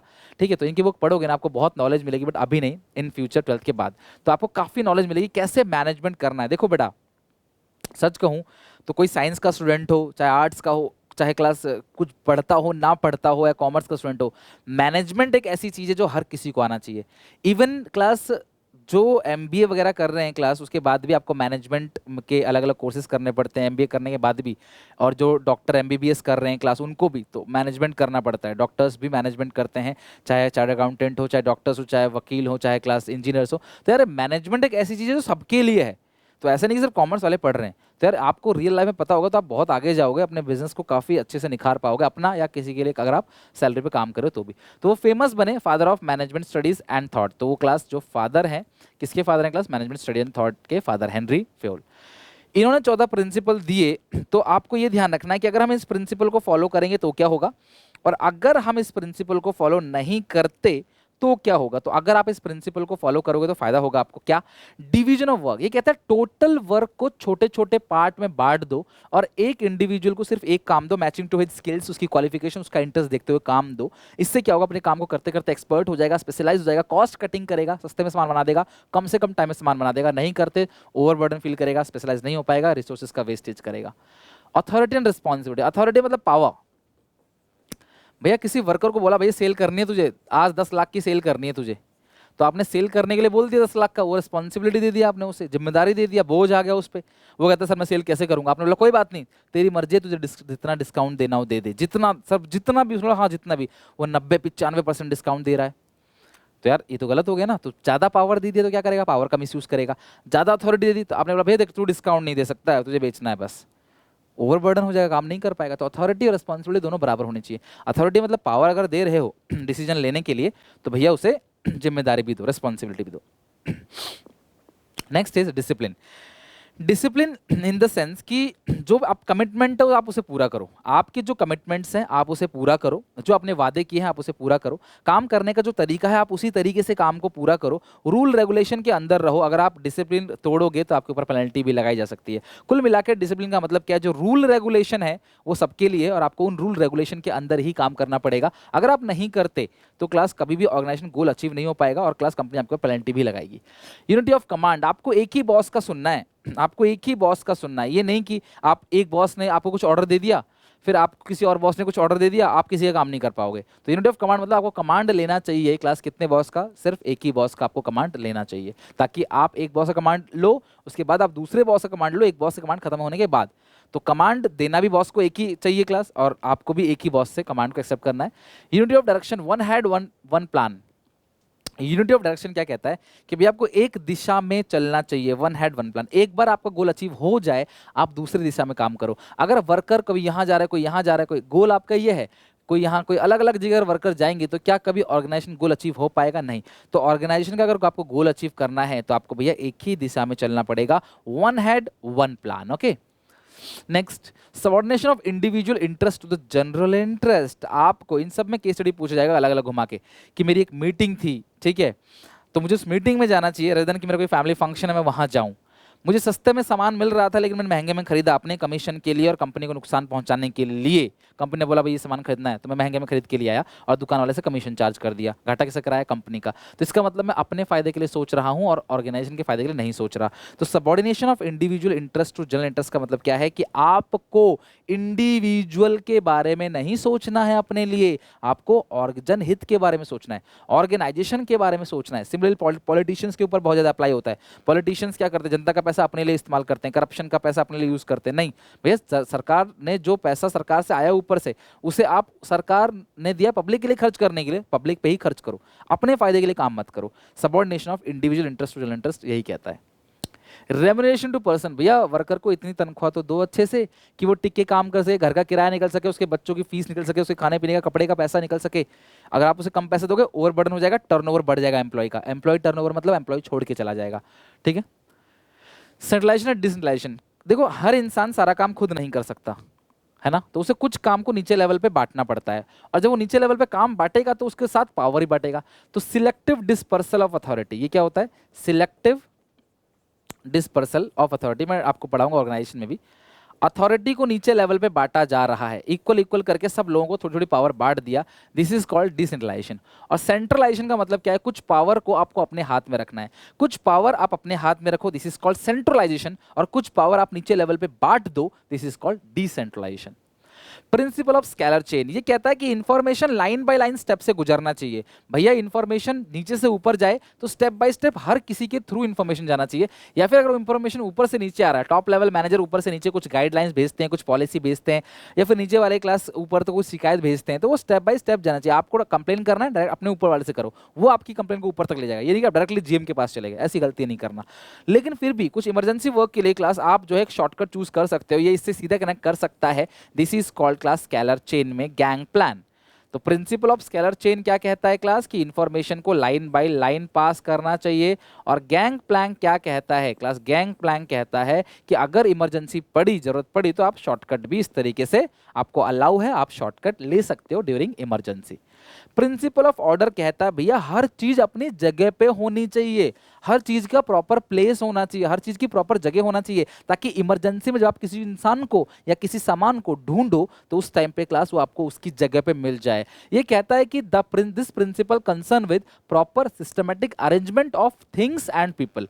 थिंग्स का मतलब चीजें और क्लास पीपल का मतलब लोग, सब लोग और लोगों की चीज़ें वो प्रॉपरली अरेंज होनी चाहिए। मुझे किसी बॉस को ढूंढना है तो मैं उसके कैबिन में जाकर सीधा मिल सकता हूँ, या मुझे कुछ इक्विपमेंट चाहिए, मुझे कुछ सामान चाहिए, कुछ सलाह चाहिए मुझे, तो मैं जिससे लेना है या जहाँ से सामान लेना है वो मुझे रहे। सबकी देखो घर में भी क्या होता है, मम्मी इसी चीज़ का फॉलो करती है आपकी, बेटा तुमने यहाँ टॉवल यहाँ फेंक दिया, कपड़े उतार के यहाँ फेंक दिए, ये चीज़ यहाँ फेंक दिया, सॉक्स यहाँ फेंक दिए, जूते यहाँ रख दिए, आप अगले दिन ढूंढ रहे हैं, आपका फ़ोन कहाँ रखा है, आप ढूंढ रहे हो। ढूंढने से क्या होता है? एनर्जी वेस्ट होती है, टाइम वेस्ट होता है, एनर्जी वेस्ट होती है, और ऑर्गेनाइजेशन में क्लास नुकसान भी होता है फाइनेंशियली। तो इसलिए हर चीज प्रॉपर जगह पे होनी चाहिए। This is called principle of order. Principle of equity, equity का मतलब क्या है? सबके साथ बराबर बराबर का ट्रीटमेंट होना चाहिए, भेदभाव नहीं होना चाहिए। देखो ये छोटू सा बच्चा जो है वो मैच नहीं देख पा रहा है बेसबॉल का, तो जिसकी वजह से क्लास क्या गया, इसको आपने थोड़ा सा अप कर दिया, दिस इज कॉल्ड इक्विटी। लेकिन ऑर्गेनाइजेशन में क्या है? आपको वर्कर्स के बीच भेदभाव नहीं करना है। यहाँ पे तो नॉर्मली क्लास मैंने इक्विटी का मतलब समझाया हुआ है, बट ऑर्गेनाइजेशन में भेदभाव नहीं करना चाहिए। वर्कर को मेल फीमेल के बेसिस पे भेदभाव नहीं करना चाहिए क्लास, उसके रंग रूप के बेसिस पे उसके भेदभाव नहीं करना चाहिए, उसके कल्चर के बेसिस पे, उसके लैंग्वेज के बेसिस पे आपको भेदभाव। भारत बहुत बड़ा है वन क्लास, भारत छोड़ो पूरा वर्ल्ड में अलग अलग डाइवर्सिफाई कल्चर के लोग रहते हैं, सबका कल्चर अलग अलग होता है। चाइनीज़ का कल्चर अलग है, जापानीज़ का अलग, कोरियन का अलग, इंडियन का अलग क्लास, और पाकिस्तान कल्चर जो है वो अलग है। तो इसीलिए आप सबके रेस्पेक्ट करो, सारे लोग हमारे लिए बराबर हैं। छुट्टी के जो रूल रेगुलेशन है वो सबके लिए होने चाहिए। अगर कोई आपके कौम का है या फिर क्लास आपके गांव का है, आप उसे दे रहे हो, किसी और को नहीं दे रहे, इस तरीके से करोगे वर्कर छोड़ के चला जाएगा, डिमोटिवेट हो जाएगा, और आपके और वर्कर के बीच का जो रिलेशनशिप है वो अनहेल्दी बन जाएगा, लड़ाई झगड़े होने के चांसेस बढ़ जाएंगे, और ऑर्गेनाइजेशन में एम्प्लॉय डिससेटिस्फाई रहेगा तो काम पूरा करके नहीं दे सकता। सीधी सी बात है भैया, वर्कर की रेस्पेक्ट करो, सीधी सी बात है। मेरा भी ये मानना होता है, किसी भी लेवल का वर्कर है, वो काम कर रहा है, अपने टैलेंट से पैसे कमा रहा है, अपनी मेहनत से पैसे कमा रहा है, कम कमा रहा है, ज्यादा कमा रहा है, उसकी मेहनत उसकी नसीब पर डिपेंड करता है, बट आपको रेस्पेक्ट सबकी करनी चाहिए। स्टूडेंट को टीचर की, टीचर को स्टूडेंट की, पियोन की हो चाहे प्रिंसिपल की हो, रेस्पेक्ट हर एक इंसान को बराबर मिलना चाहिए। इससे इंसान मोटिवेट होता है और आपको अच्छे से काम करके देगा। अगर आप किसी बच्चे को शाबाशी देते हो, इंप्रूव करते हो, बेटा ये तुम काम कर लोगे, तुम कर सकते हो, तुम कोशिश करो, कर लोगे, ट्राई तो करो, मैं आपके साथ हूँ, ऐसा बोलते हो तो बच्चा खुश होता है और अपने डबल एफर्ट से लगा के मेहनत करता है। लेकिन अगर आप उसको इंसल्ट करोगे, तू या करेगा, तू नहीं कर पाएगा, तेरे बस की नहीं है, ये और वो, ऐसा करोगे तो क्लास ये आप ही की इंसल्ट होगी। बच्चे का फेलियर एक टीचर का फेलियर होता है, और ये ध्यान रखना, अगर बच्चा फेल कर रहा है इसका मतलब टीचर खुद फेल कर रहा है, और बच्चा अगर अच्छे से नंबर ला रहा है तो वही टीचर का क्या है क्लास सक्सेस है। तो इक्विटी का मतलब क्या है? वर्कर का अच्छे से ध्यान रखो, किसी वर्कर में किसी तरीके का भेदभाव मत करो, कोई भी क्लास डिस्क्रिमिनेशन ना करो। Stability of tenure of personal, भैया वर्कर जो है ना, वर्कर उसको लंबे समय तक टिक के काम करे, ये चीज़ ध्यान रखना है। कोई वर्कर कंपनी में अगर आता है ना, तो एक सिलेक्शन प्रोसेस से गुजर के निकलता है। टर्म 2 में पढ़ाऊंगा आपको सिलेक्शन प्रोसेस, बहुत बड़ा प्रोसेस होता है, और उस प्रोसेस से गुजर के वर्कर आपके पास ऑर्गेनाइजेशन में सिलेक्ट होके आया है, और आपको कुछ दिन में उसका फ्रीक्वेंट ट्रांसफर कर रहे हो, टर्मिनेशन कर रहे हो, तो भैया उससे वो क्या होगा? उससे वो तो चला जाएगा, पर आपको नुकसान हो जाएगा। कैसे? आप फिर नया वर्कर हायर करोगे, फिर टाइम लगेगा, फिर पैसा खर्च होगा, एडवर्टीजमेंट देना पड़ेगा, उसका पूरा सिलेक्शन का प्रोसेस बिठाना पड़ेगा, फिर क्या गारंटी वो अच्छे से काम करे? क्या गारंटी वो आपके माहौल में टिक जाए, आपके रूल रेगुलेशन में एडजस्ट कर जाए? क्या गारंटी वो रिसोर्सेज का वेस्टेज नहीं करेगा? शुरू में नया वर्कर रिसोर्स का वेस्ट करेगा, आप कुछ कह भी नहीं सकते उसको, ट्रेनिंग पीरियड में वो काफ़ी वेस्ट करेगा। तो इसीलिए क्लास आप ये सोचो कि भैया वर्कर जो है लंबे समय तक टिक के काम कर सकता है। अच्छा एक बात बताओ, 12 प्रिंसिपल आपने पढ़ लिए, क्या ये प्रिंसिपल एक्चुअली में काम के हैं कि नहीं? बताओ, ये चीज़ें आपको कुछ ना कुछ सिखाती हैं कि नहीं सिखाती? तो ये चीज़ें गाइडलाइंस है, बताती हैं भैया वर्कर को जल्दी मत निकालो, लंबे समय तक टिक के काम करो। कई बार कंपनी 20-20, 25-25 साल, 30-30 साल तक वर्कर अपने पास रखती हैं। पुराने वर्कर जितने होते चले जाएंगे ना, वो उतने ही क्लास असेट होते चले जाएंगे हमारे लिए। इनिशिएटिव भैया वेलकम करो, किसका? वर्कर्स के सजेशन का। अगर आपको वर्कर कोई सजेशन दे रहा है तो उसकी इंसल्ट मत करो। कई बार आप इतना नहीं सोच सकते जितना वर्कर सोच लेता है। कई बार कुछ बच्चे हमें इतनी अच्छी सलाह दे देते हैं, कई बार ऐसा होता है, कई बार ऐसा होता है कि हमारे बच्चे ही, स्टूडेंट ही इतने अच्छी अच्छी सलाह दे देते हैं, क्लास इतनी अच्छी अच्छी बातें बता देते हैं कई बार, जिससे हमें बहुत ग्रोथ होता है। और उन वर्कर को अप्रिशिएट करना चाहिए कंपनी को, जिनकी वजह से कंपनी को फायदा हो रहा है। यानी कि अगर कोई वर्कर आपको कोई चीज़, कोई काम करने का, कोई चीज़ करने का सलाह दे रहा है क्लास, तो उसको वेलकम करना चाहिए, उसकी इंसल्ट नहीं करनी चाहिए। उससे उसको, आपको फायदा हो रहा है, उसको वेलकम करो, उसको सजेशन को वेलकम करो। This is called initiative. Esprit de corps कहता है, क्लास एस्पिरिट डिकॉप कहता है कि भैया अकेले काम मत कराओ, एक इंसान से 5 पीस मत बनाओ, 5 लोगों का ग्रुप बनवा के इनसे 25 पीस बनवाओ। इससे फायदा क्या हो, अगर कोई वर्कर एब्सेंट रहता है या डिमोटिवेट भी है तो वर्कर का सारे ग्रुप का जो गोल है वो अचीव होगा। और ग्रुप हमेशा क्या रहता है क्लास, मोटिवेटेड रहता है एज कम्पेयर टू इंडिविजुअल। आप ग्रुप में रहते हो ना तो क्लास एक मोटिवेशन रहता है, जैसे टीम होता है ना, टीम में मैच होता है तो एक मोटिवेशन रहता है, एक दूसरे को लोग मोटिवेट करते हैं। किसी का आप डाउन है थोड़ा सा अगर परफॉर्मेंस, तो बाकी की वजह से क्लास वो बढ़ जाता है परफॉर्मेंस। अगर इनमें से कोई एक कमजोर भी है, दिन में 4 पीस बना पाता है तो कोई 6 पीस भी बना लेगा। तो इस तरीके से सब लोग 5-5 करके 25 पीस बना के देंगे। हम कहेंगे भाई हमें एक वर्कर से 5 नहीं चाहिए, हमें पूरे तुम्हारे ग्रुप से 5 चाहिए, और तुम्हारे ग्रुप का कंपटीशन हो रहा है किसी दूसरे ग्रुप से, तो ये और ज़्यादा अच्छे से काम करेंगे कि कंपटीशन हो रहा है। These are the 14 principle given by Henry Fayol. लेकिन Frederick Winslow Taylor, FW Taylor साहब का मानना कुछ और है। टेलर साहब कहते हैं कि यार देखो, ऑर्गेनाइजेशन में एक पत्ता भी अगर हिल रहा है ना, साइंटिफिक तरीके से हिलेगा।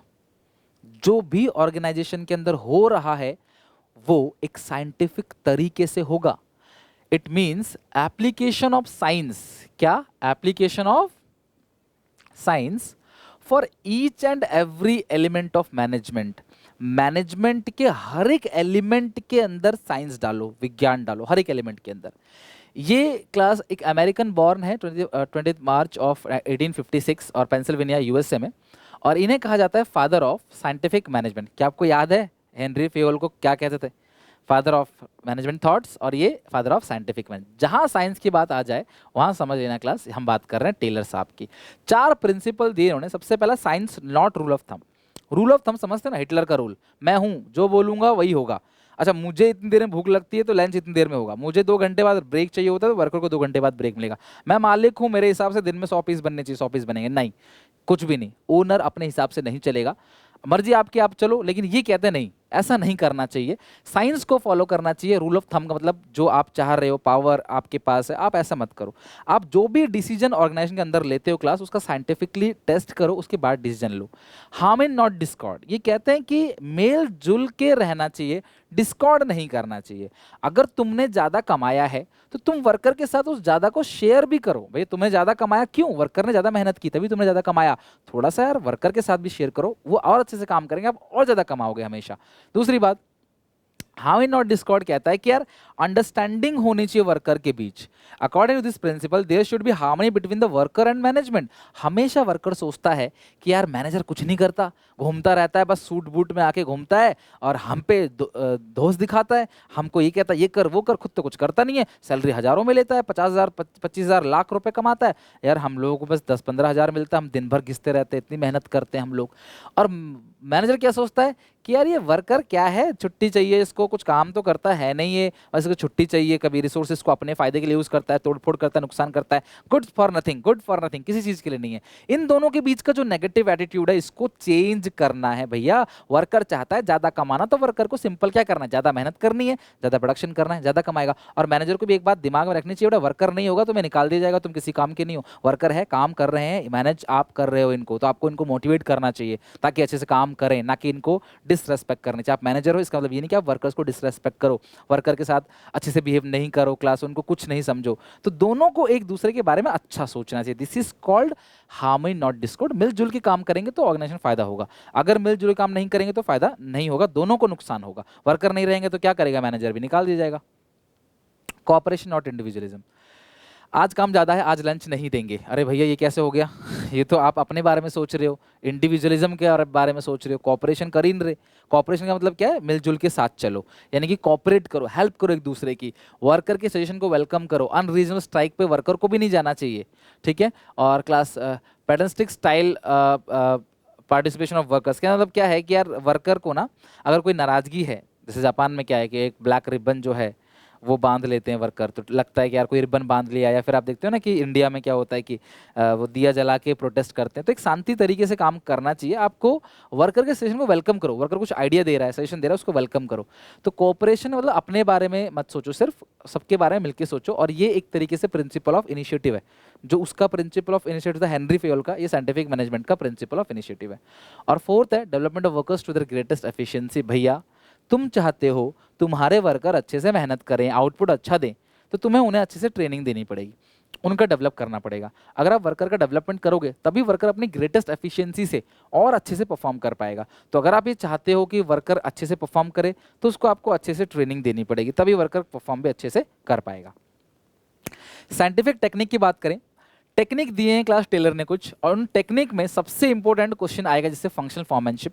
फंक्शनल फॉर्मैनशिप में टेलर साहब कहते हैं कि यार कोई भी एक इंसान सारे काम में एक्सपर्ट नहीं होता। तो टेलर ने बोला एक नहीं, दो नहीं, पांच नहीं, 8 एक्सपर्ट रखो अपने ऑर्गेनाइजेशन में। 4 होंगे प्लानिंग डिपार्टमेंट में, 4 होंगे ऑपरेशनल डिपार्टमेंट में। प्लानिंग डिपार्टमेंट का मतलब क्या है कि इनका काम होगा सिर्फ प्लान करना, दिमाग से सोचेंगे ये और कोई काम नहीं करेंगे। ऑपरेशनल डिपार्टमेंट का मतलब क्या है? इनका काम है फिजिकली वर्क को करना। प्लानिंग डिपार्टमेंट में सिर्फ ये प्लान करेंगे, ऑपरेशनल डिपार्टमेंट के अंदर ये क्या करेंगे क्लास? प्लानिंग में काम, प्लानिंग में से प्लान करेंगे, थिंकिंग प्रोसेस है। ऑपरेशन मतलब ये लोग प्रोडक्शन करेंगे। इनको इसका काम मत देना, इनका काम फ्री है, दिमाग से सोचो, आपको बोझ नहीं है फिजिकली वर्क करने का। और इनको बोलेंगे भैया तुम फिजिकली काम करो, ज़्यादा दिमाग नहीं लगाओ। तो प्लानिंग डिपार्टमेंट में 4 हेड होते हैं। रूट क्लर्क आपको रास्ता दिखाएगा किस तरीके से आपको काम करना है। इंस्ट्रक्शन कार्ड क्लर्क आपके साथ साथ चलेगा, रास्ते में कुछ गलती अगर आपसे होती है तो वो देखेगा। टाइम और कॉस्ट क्लर्क का जो ये मैनेजर होगा, ये देखेगा काम टाइम पे हो रहा है, लो कॉस्ट में हो रहा है कि नहीं, और काम सही तरीके से डिसिप्लिन को फॉलो करते हो रहा है कि नहीं, ये डिसिप्लिन चेक करेगा। मैंने तुम्हें याद है वीडियो में बोला था कमेंट करने के लिए, आज भी बोल रहा हूँ, फटाफट हेडिंग डालो कमेंट सेक्शन में, प्लानिंग डिपार्टमेंट 4 हेड के नाम लिखो। रास्ता दिखाने वाला कौन होता है क्लास? सबसे पहला रूट क्लर्क। रास्ते में साथ चलने वाला instruction card clerk. Time cost देखने वाला टाइम कॉस्ट, और डिसिप्लिन तरीके से काम हो रहा है कि नहीं, रूल रेगुलेशन को फॉलो करते हुए काम हो रहा है कि नहीं, that is called discipline. Operational department में गैंग बॉस सारी चीज़ों को अरेंज करेगा, रिसोर्सेज को अरेंज करने का काम है गैंग बॉस का। स्पीड चेक करेगा स्पीड बॉस, खराब हो गई मशीन तुरंत रिपेयर करेगा, ऑर्गेनाइजेशन के अंदर ही होता है मैनेजर ये रिपेयर बॉस। और इंस्पेक्टर देखेगा कि क्लास क्वालिटी सही से बन रहा है कि नहीं बन रहा, क्वालिटी ऑफ गुड्स अच्छा है कि नहीं है, इंस्पेक्ट करेगा गुड्स को। तो ये आप 4 फटाफट कॉमेंट में लिख के दिखाओ। Standardisation and simplification of work. भैया काम जो भी आप कर रहे हो, प्रोडक्शन जो भी कर रहे हो, उसका एक स्टैंडर्ड होना चाहिए। स्टैंडर्ड मतलब क्या है कि किस क्वालिटी को आप मेंटेन करोगे, क्वालिटी ऑफ स्टैंडर्ड्स, आप रॉ मटेरियल कैसा लोगे, प्रोडक्ट का साइज क्या होगा, दिस इज कॉल्ड स्टैंडर्डाइजेशन। हमारा प्रोडक्ट किस तरीके से दिखेगा, दिस इज कॉल्ड स्टैंडर्डाइजेशन। और सिंप्लीफिकेशन वर्क का मतलब क्या है? वर्क जो है वो सिंप्लीफाई होना चाहिए। सिंप्लीफिकेशन मतलब अननेसेसरी अलग अलग प्रोडक्ट मत बनाओ, अननेसेसरी प्रोडक्ट का डाइवर्सिफिकेशन मत करो। मान लो कोई प्रोडक्ट आप बना रहे हो, उसके आपको 2 कलर बनाने हैं, 4 कलर बनाने हैं, ठीक है, आप उसके 50 अलग अलग कलर बना रहे हो, तो शायद क्लास वो आपके लिए कॉस्ट इफेक्टिव नहीं होगा, वो महंगा पड़ेगा, आपको नुकसान होगा। तो कहते हैं प्रोडक्ट एक स्टैंडर्ड होना चाहिए आपकी क्वालिटी का। भैया अच्छा ये वाला प्रोडक्ट खरीद रहे हैं हम, तो यार इसका ये क्वालिटी स्टैंडर्ड तो होगा ही, है ना। तो अब लगता है ना कि यार इस ब्रांड का ये स्टैंड, तो आईफोन खरीद रहे हो या सैमसंग का फोन खरीद रहे हो या किसी और का वीवो ओप्पो कुछ भी खरीद रहे हो आप, आपको लगता है इस प्रोडक्ट का एक स्टैंडर्ड होगा। हर प्रोडक्ट का स्टैंडर्ड अलग अलग है आपकी नजरों में, है ना। This is called standardisation. और सिंप्लीफिकेशन मतलब क्या? अननेसेसरी आपने प्रोडक्ट को डाइवर्सिफिकेशन नहीं करना है। द लास्ट और मोस्ट इंपोर्टेंट टॉपिक क्लास है वर्क स्टडी, ठीक है। वर्क स्टडी क्या होता है? Work study is the sum of fatigue study, method study, motion study और टाइम स्टडी। अब ये वर्क स्टडी क्या कहता है कि यार टेलर कहते हैं कि हर चीज के ऊपर एक्सपेरिमेंट करो। फैटिग स्टडी क्या कहता है कि भैया वर्कर काम करेगा तो थक जाएगा, ये कॉमन नेचर है। भैया कोई काम करता है तो थोड़ी देर में थक जाता है, तो वो जब थोड़ी देर में थक गया तो उसे ब्रेक चाहिए, और ब्रेक के बाद फिर वो अच्छे से काम करने लगेगा। तो स्टॉप वॉच लो और लेके देखते रहो कि वर्कर सारे काम कर रहे हो, कब थक रहे हैं। हर किसी वर्कर का थकने का टाइम नोट करो, सबको जोड़ो और एवरेज वर्कर से डिवाइड दे दो, और एक एवरेज टाइम निकलेगा, 1 घंटा, 2 घंटा, 3 घंटा, जो भी। उस टाइम पे आपको वर्कर को ब्रेक देना है। वो होगा आपका टी ब्रेक, लंच ब्रेक, जो भी होगा। और कितनी देर बाद फिर वो अच्छे से वर्कर काम करने लग जाता है, वो भी आपको देखना है। तो इसीलिए क्लास टी ब्रेक 10 मिनट का होगा, 15 मिनट का, आधे घंटे का, 1 घंटे का, 5 मिनट का, ये भी आप अपने आप से डिसाइड मत करो, एक्सपेरिमेंट करो। इसे बोलते हैं क्लास फैटिग स्टडी, थकान अध्ययन, कि कितनी देर में थकता है, कितनी बार थकता है, काम करने के बाद वापस कितनी देर में परफॉर्मेंस पे आ जाता है। ये सारी चीजें हम चेक करेंगे साइंटिफिक स्टडी द्वारा। This is called fatigue study. काम करने के अलग अलग मेथड होते हैं, सारे मेथड से काम करो और किसी एक मेथड को जो सबसे बेस्ट है उसको सिलेक्ट करो, फिर वर्कर से बोलो कि भैया इसी मेथड से आपको काम करना है। मतलब अगर मुझे कहीं पहुंचना है, मुझे मान लो मैं किसी कॉलेज में एडमिशन ले रहा हूं पढ़ने के लिए, तो मैं अलग अलग रास्ते से एक बार जाके देखूंगा और जो रास्ता सबसे छोटा और आसान होगा मेरे लिए, मैं उस रास्ते को फॉलो करूंगा हमेशा जाने के लिए। उसी तरीके से कंपनी में अलग अलग मेथड्स को यूज किया जाता है, जो सबसे बेस्ट मेथड होता है उसे वर्कर को दे दिया जाता है, इसी मेथड से काम करना। टाइम स्टडी, किसी भी काम को करने का टाइम आधा घंटा लगता है, 1 घंटा लगता है, 2 घंटा लगता है, ये आप डिसाइड नहीं करोगे। आप अपने हिसाब से, अपनी मर्जी से, अपने पास्ट एक्सपीरियंस से डिसाइड नहीं करोगे, ये डिसाइड करोगे आप टाइम स्टडी को लगा के। टाइम स्टडी क्या कहता है? हजारों वर्कर को बिठा दो काम करने के लिए, स्टॉप वॉच लो, नोट करो कौन वर्कर कितनी देर में काम को करता है, और उन सबको जोड़ के एक एवरेज टाइम जो आएगा क्लास, उस टाइम को फिक्स कर दो कि भैया आपको इसी टाइम पे काम को करके देना है। This is called time study. Okay, और लास्ट है क्लास यहाँ पे मोशन स्टडी। मोशन स्टडी होता है मूवमेंट्स के लिए। बहुत सारी ऐसी मूवमेंट आप लोग करते हो जो प्रोडक्टिव है, जो अच्छी मूवमेंट्स हैं, ठीक है, लेकिन बहुत सारी ऐसी मूवमेंट्स आप करते हो जो अनप्रोडक्टिव है, यानी कि जो अच्छी मूवमेंट्स नहीं है। यानी कि जो प्रोडक्टिव मूवमेंट है इससे कंपनी को फायदा हो रहा है, आप अच्छा काम कर रहे हो, बेमतलब घूम रहे हो, यहाँ वहाँ जा रहे हो, टाइम पास कर रहे हो, अनप्रोडक्टिव मूवमेंट, तो भैया कंपनी इसको रूल बनाई है, ये मूवमेंट आपको नहीं करना है। कहने का मतलब क्या है क्लास, कि कंपनी में वर्कर जो मूवमेंट करते हैं उस पर ऑब्जर्व रखने का काम, उस पर देख रेख रखने का काम जो है वो बताता है क्लास कौन? मोशन स्टडी, कि आप कौन से मूवमेंट कर रहे हो। तो जब लगेगा कि यार वर्कर ये वाले मूवमेंट बिना मतलब करते हैं, टाइम पास करने के लिए, घूमने टहलने के लिए बस, तो यार कंपनी में उसको उस मूवमेंट को बैन कर दिया जाता है, मना कर दिया जाता है। दिस इज कॉल्ड प्रोडक्टिव और unproductive movement, this is called motion study. ये जो differential piece wage rate system है, ये स्ट्रॉन्गेस्ट मोटिवेटर, ध्यान रखना class, differential piece wage rate system क्या है क्लास? एक स्ट्रॉन्गेस्ट मोटिवेटर है वर्कर से काम कराने का। स्ट्रॉन्गेस्ट क्यों है? कि अगर आप 100 यूनिट तक बनाओगे तो हर यूनिट पे 5 रुपये मिलेगा, आप दिन में 500 कमा सकते हो। लेकिन अगर आप 100 से ज्यादा 200 तक बनाओगे तो हर यूनिट पे 6 मिलेगा, तो आप 1200 रुपये कमा सकते हो। अगर आप 300 यूनिट बनाओगे तो आपको हर यूनिट पे 7 रुपये मिलेगा, 2100 रुपये कमा सकते हो। यानी कि कम से कम कमाओगे 500, ज्यादा से ज्यादा कमाओगे 2100। तो आपने ये ध्यान रखना है कि अगर आप कम प्रोडक्शन करोगे तो कम आउटपुट बनाओगे तो कम पैसा मिलेगा, ज्यादा प्रोडक्शन करोगे, ज्यादा आउटपुट बनाओगे, ज्यादा पैसा मिलेगा। This is called differential piece wage rate system. It is strongest motivator. आप जितना ज्यादा आउटपुट बनाओगे आपको उतना ज्यादा पैसा मिल रहा है, तो हर कोई क्या चाहेगा कि मैं 300 बनाऊं ताकि मैं 2100 यूनिट को ले 2100 रुपए कमा सकूं एक दिन में, रेदर देन सिर्फ 500 कमाएगा और वो कम काम कर रहा है। तो इससे हमें ये भी पता चल जाएगा कौन एफिशिएंट वर्कर है, कौन इनएफिशिएंट वर्कर है। जो काम को उसके अंदर करके दे रहा है टाइमलाइन के अंदर वो एफिशिएंट है, जो काम टाइमलाइन के अंदर करके नहीं दे रहा वो इनएफिशिएंट है। तो Taylor was opinion that there should be differential between efficient और इनएफिशिएंट वर्कर। एफिशिएंट वर्कर को ज्यादा पैसे देकर हमें रिवॉर्ड देना है, और इनएफिशिएंट वर्कर को कम पैसे देकर हम उनको क्या करेंगे? मोटिवेट करेंगे। देखो आपको कम मिल रहा है, उसको ज्यादा मिल रहा है, वो काम अच्छे से कर रहा है, टाइम पास नहीं कर रहा, आप टाइम पास कर रहे हैं, आपको पैसे कम मिल रहे हैं। This is called differential piece wage rate system, strongest motivator माना जाता है। और एट लास्ट है class mental revolution. Mental revolution क्या कहता है कि जो वर्कर और जो मैनेजर है, इन दोनों के बीच का जो नेगेटिव एटीट्यूड है उसे चेंज करना है। सेमिनार करके, मीटिंग करके, इनफॉर्मल ग्रुप बना के उन दोनों को एहसास दिलाना है कि वर्कर मैनेजर के लिए है और मैनेजर वर्कर के लिए, दोनों एक ही दिशा में काम कर रहे हैं। भले ही दोनों का काम अलग अलग है, सैलरी अलग अलग है, लेकिन दोनों की रिस्पॉन्सिबिलिटी अपनी अपनी है और दोनों एक दूसरे की रिस्पेक्ट करें ताकि दोनों का फायदा हो। दोनों एक दूसरे के साथ चलेंगे तभी ऑर्गेनाइजेशन का फायदा हो पाएगा, अदरवाइज ऑर्गेनाइजेशन का फायदा नहीं हो पाएगा। तो दोनों के बीच का जो नेगेटिव एटीट्यूड है, दोनों का रवैया, एक दूसरे के बीच में गंदा सोचना जो है, उसे खत्म करना ही क्या कहलाता है क्लास? Mental revolution. ओके, तो आई होप क्लास आज की सेशन के अंदर लगभग 1 घंटे के अंदर मैंने आपको पूरा दोनों चैप्टर का अच्छे से रिवीजन कर दिया। अब आपकी जिम्मेदारी है लाइक कर दो वीडियो को और कमेंट सेक्शन में बताओ कि आपको समझ आया कि नहीं। जो जो नई नई चीजें सीखे उसे रिवीजन करो कमेंट सेक्शन में, सारे दोस्तों को शेयर करो और खुद से प्रॉमिस करो कि कल आने से पहले, कल की भी क्लास होगी, डेली क्लास चलेगी 4 दिन तक, आज 1 दिन हो गया, 3 दिन और मैं पूरा बीएसटी करा दूंगा 0 to एंड। और आप इसके एमसीक्यू जाओ, प्लेलिस्ट में आपको मिल जाएगा, इसके चैप्टर वाइज एमसीक्यू बनाओ दिन दोनों चैप्टर के। मैं डिस्क्रिप्शन बॉक्स में लिंक डाल दूंगा, कमेंट में भी पिन कर दूंगा, तो आप इसके एमसीक्यू बना लेना, दोनों चैप्टर के जरूर बना लेना। इस चैप्टर को रिवीजन कर लेना। सुबह जब उठोगे ना क्लास तो एक बार इन पॉइंट्स को कॉपी में लिख लेना और वीडियो देखने के बाद क्लास इसके एमसीक्यू जरूर बना लेना।